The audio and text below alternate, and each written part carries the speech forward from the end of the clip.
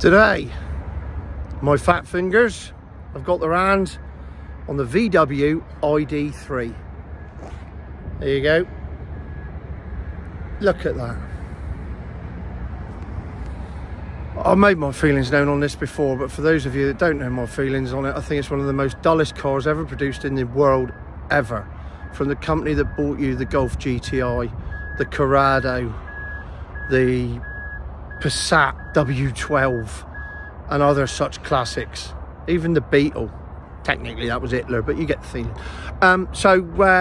There it is, the VW ID3 Life in grey. Look at the wheel trims. It's like a child designing, oh, what will wheel trims look like in the future? Oh, they'll look like that. Oh, let's make them look like that. It's just rubbish. But anyway, this is a 1 year old model, no, 18 months old model. It's got 36,000 miles on the clock. So the battery life is interesting for that point, because it's already done 36,000 miles. And the battery life is 167 miles on a full charge. That's what it does now. I haven't looked up the figures of what it was now. I doubt it was much more, to be honest. So there's probably not much degradation going on there. But it's 167 miles to a full charge. I picked it up fully charged. So that's not really impressive, is it? There's not really anything else to say about the outside. It's grey. You know, in Spitting Image in the 80s, when John Major was a puppet and he was grey and all he did was talk about peas. If he was a car, he'd be the VW ID3. But I think what's important is you compare it to the petrol version that they do, which is what I'm going to do when I get inside and show you around. So bear with me. Right, here we are inside the VW ID3. As you can see, the interior is grey, just like the exterior. It's also very dull and very boring. It's got this weird thing to move it forwards and backwards instead of a gear lever that again was designed by a small child with a pencil. It's got a sat nav that is I mean, look at that. How perfect's that? Why can't they just design a sat nav that works like a sat nav? Why has it got to be so complicated? I mean, this looks like the bloody diagram for DNA. It doesn't look like a sat nav. It's just something so simple, they've made it so complicated.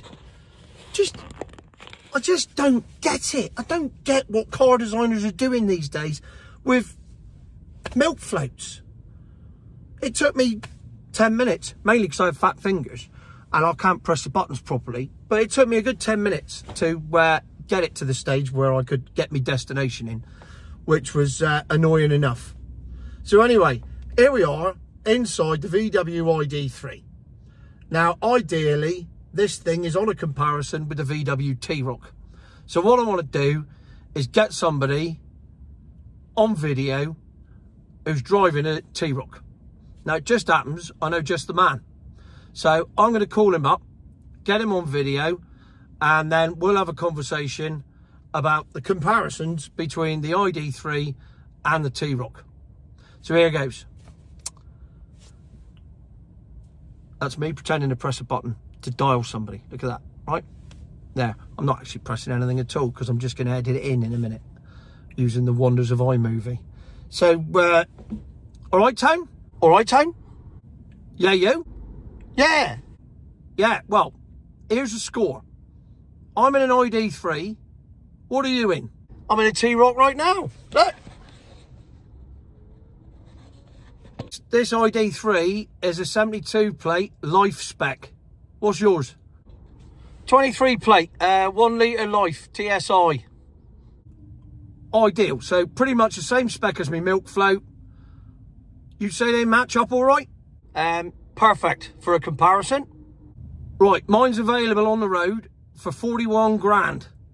And as yours is the same spec, same grade, but petrol version in a T-Roc, let's face it, a far more attractive looking car for a start.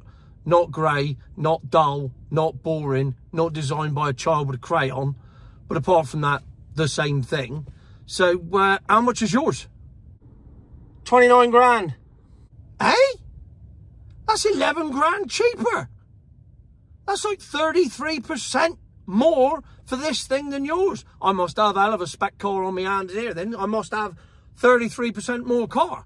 Clearly, otherwise, what would be the point of paying all that money for a milk float? Maybe it's all in the range. I got a range of 167 miles on a full charge. What have you got? 500 miles on a full tank. Yeah, but even though you got all that range, you must still have to stop every now and again, like for half hour, 3/4 of an hour, because that's what I got to do.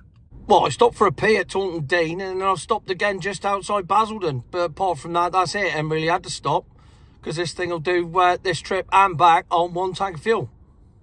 Right, so what you're saying is, I've got a car that costs 11 grand more, does a third of the range, so it's going to take me 3 times as long to get anywhere, because I'm going to have to stop for 3/4 of an hour, at least twice to do your 500 miles. Probably 3 times, but let's say twice. That's another hour and a half on my journey time. And I've ended up with a more expensive car that's less convenient, more expensive to run when you're on the motorway, and it's dull as ditch water and grey. Well, thanks for your input, Tone. Really appreciate that. And I'll see you when you get home.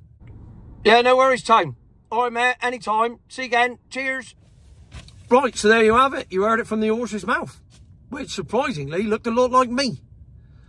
So if you want a Volkswagen that's more expensive than its petrol equivalent, more expensive to fill up on a motorway than its petrol equivalent, far less convenient than its petrol equivalent, and incredibly dull compared to its petrol equivalent, then you want an ID3.